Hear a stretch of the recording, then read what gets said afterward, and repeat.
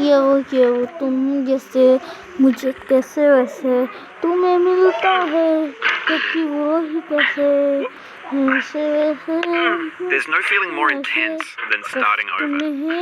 If you deleted your homework the day before it was due, as I have, or if you left your wallet at home and you have to go back after spending an hour in the commute. If you won some money at the casino and you put all your winnings on red but it came up black. If you got your best shirt dry cleaned before a wedding and then immediately dropped food on it. If you won an argument with a friend and then later discovered that they just returned to their original view. Starting over is harder than starting up. If you're not ready for that, like if you've already had a bad day, then what you're about to go through might be too much. Feel free to go away and come back. I'll be here. Alright, thanks for coming with me on this trip. I'll understand if you have to take a break at any point. Just find a safe place to stop. Quit the game. Don't worry, I'll save your progress, always, even your mistakes.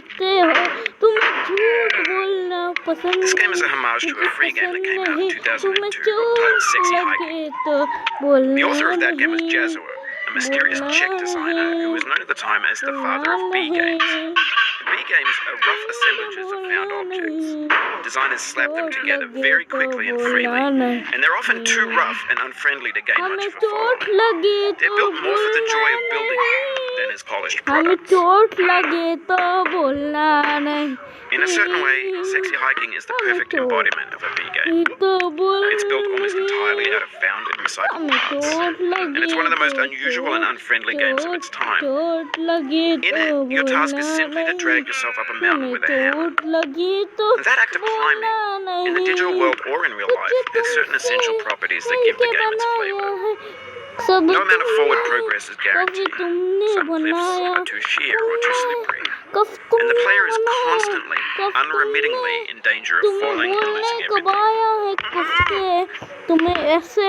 Anyway, when you start Sexy Hiking, you're standing next to this dead tree that blocks the way to the entire rest of the game. It might take you an hour to get over that tree. A lot of people never got past it. You prod and you poke at it, exploring the limits of your reach and your strength, trying to find a way up and over. And there's a sense of truth in that lack of compromise. Most obstacles in video game worlds are fake. You can be completely confident in your ability to get through them once you have the correct method or the correct equipment or just by spending enough time. In that sense, every pixelated obstacle in Sexy Hiking is real. The obstacles in Sexy Hiking are unyielding, and that makes the game uniquely frustrating. But I'm not sure Jazuo intended to make a frustrating game. Frustration is just essential to the act of climbing, and it's authentic to the process of building a game at that point. A funny thing happened to me as I was building this mountain. I'd have an idea for a new obstacle, and I'd build it, test it, and it would usually turn out to be unreasonably hard. But I couldn't bring myself to make it easier. It already felt like my inability to get past the new obstacle was my fault as a player rather than as a builder.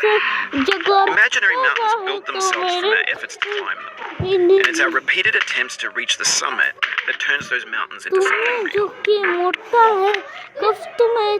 When you're building a video game world, you're building with ideas, and that can be like working with quickset cement.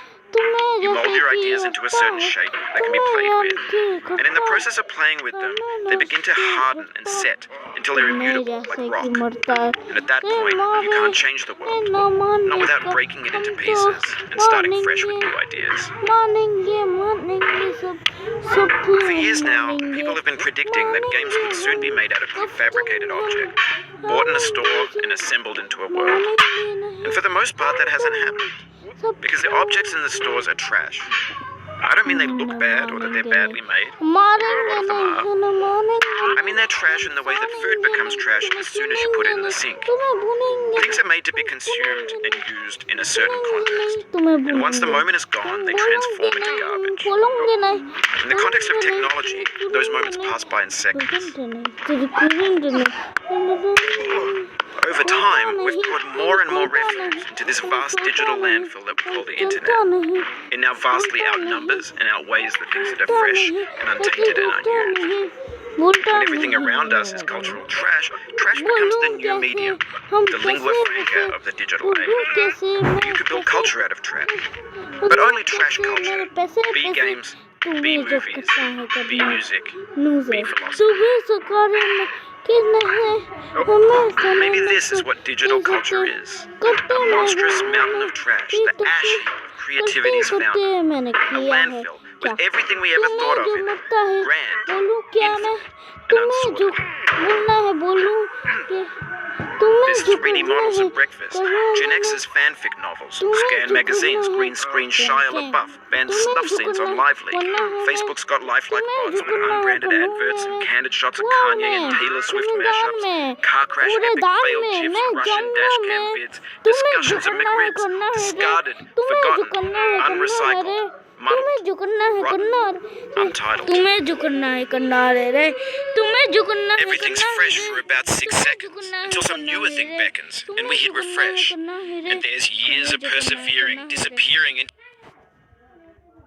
What happened? क्या मैंने कर दिखाया? Bye. तो आज के लिए इतना ही, मिलता है अगले वीडियो में, तब तक के लिए tata bye bye, see you later, day